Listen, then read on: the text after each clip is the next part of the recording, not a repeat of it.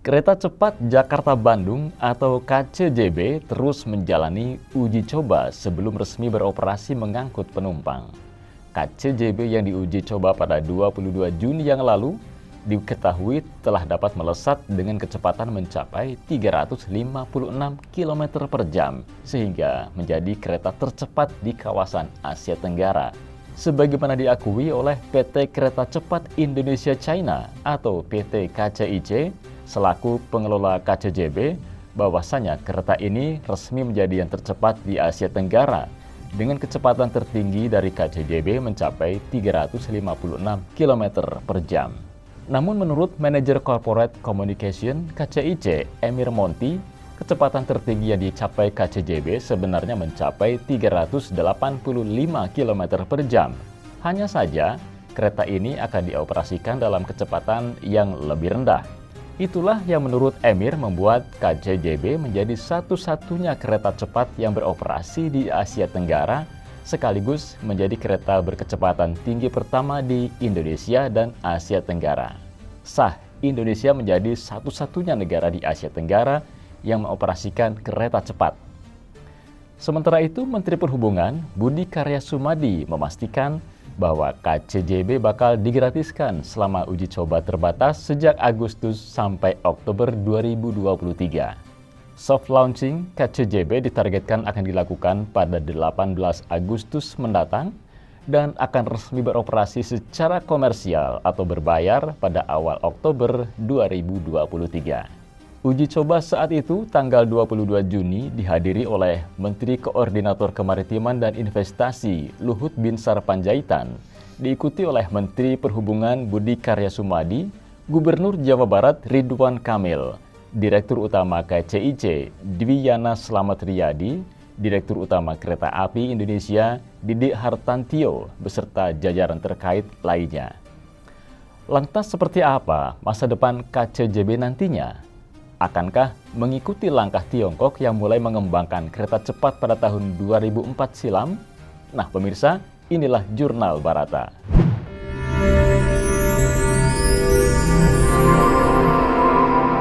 Jurnal Barata.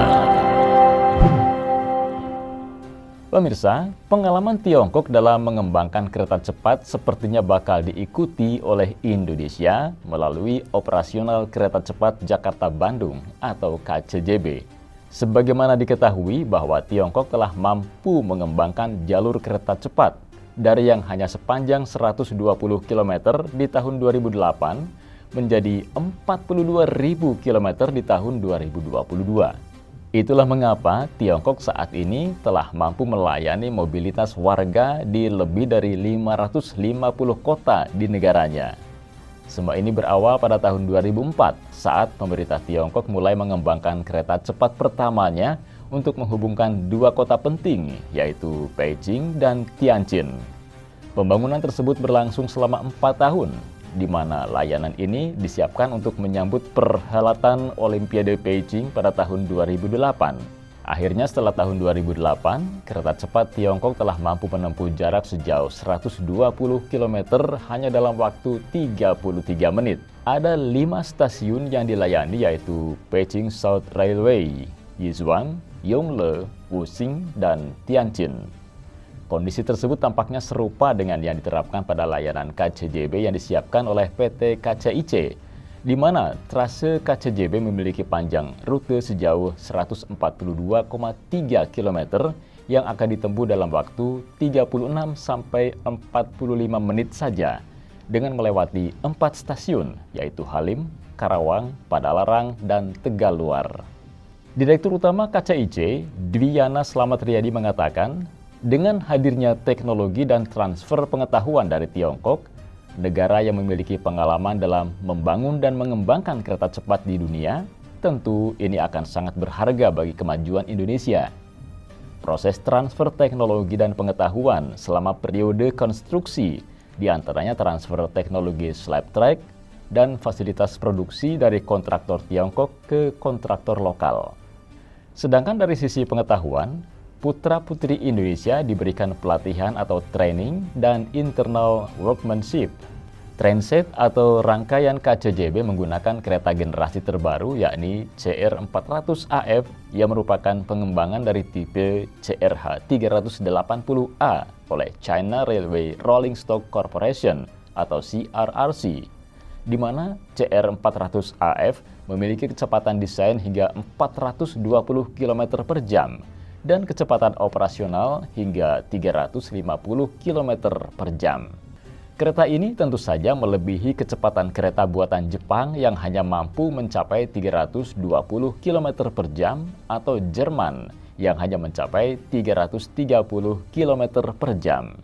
Ini semakin membuktikan kemampuan Tiongkok dalam pengembangan kereta cepat dunia yang bahkan telah mengalahkan Jepang sebagai produsen kereta cepat pertama di dunia, yakni kereta cepat Shinkansen pada tahun 1964. Apalagi Tiongkok kini telah menjadi negara yang memiliki jaringan kereta cepat paling banyak di dunia, yakni mencapai 2/3 dari keseluruhan jumlah jalur yang ada.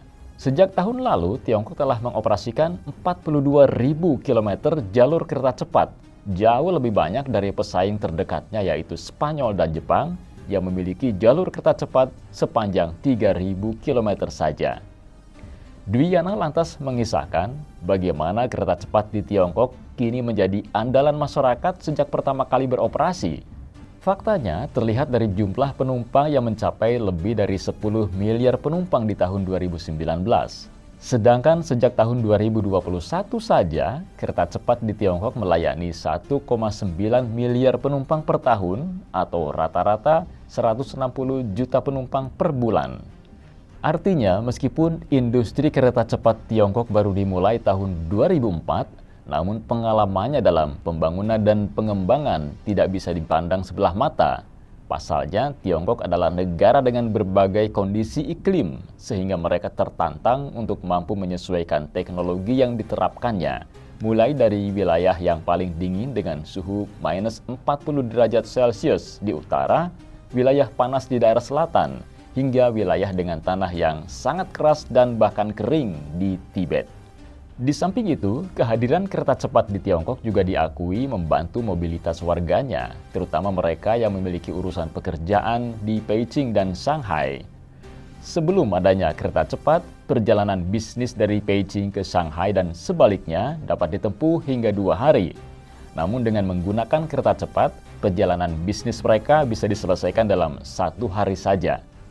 Sebab kereta cepat tersedia setiap 20 menit sekali, mengingat waktu tempuh mereka yang lebih cepat dari kereta api konvensional. Maka dengan melihat kekayaan pengalaman Tiongkok tersebut, bukan tidak mungkin Indonesia juga bisa menjadi negara yang hebat dalam mengembangkan kereta cepat secara mandiri dengan memanfaatkan teknologi dan transfer pengetahuan dari para insinyur Tiongkok. Oleh karena itu, proyek KCJB digadang-gadang akan memberikan banyak manfaat dan keuntungan bagi masyarakat Indonesia, sama halnya seperti yang terjadi di Tiongkok. Bahkan kehadirannya saja telah membuat Indonesia tidak bisa diremehkan atau dipandang sebelah mata. Lantaran kini, KCJB merupakan satu-satunya kereta cepat pertama di Asia Tenggara yang ikut membawa nama baik Indonesia di mata dunia internasional sebagai negara yang memiliki transportasi canggih masa depan. Nah, pemirsa, demikianlah Jurnal Barata. Saya Endro dan tim redaksi Barata Online, City Loving and Living mengucapkan terima kasih dan sampai jumpa. Demikian Jurnal Barata.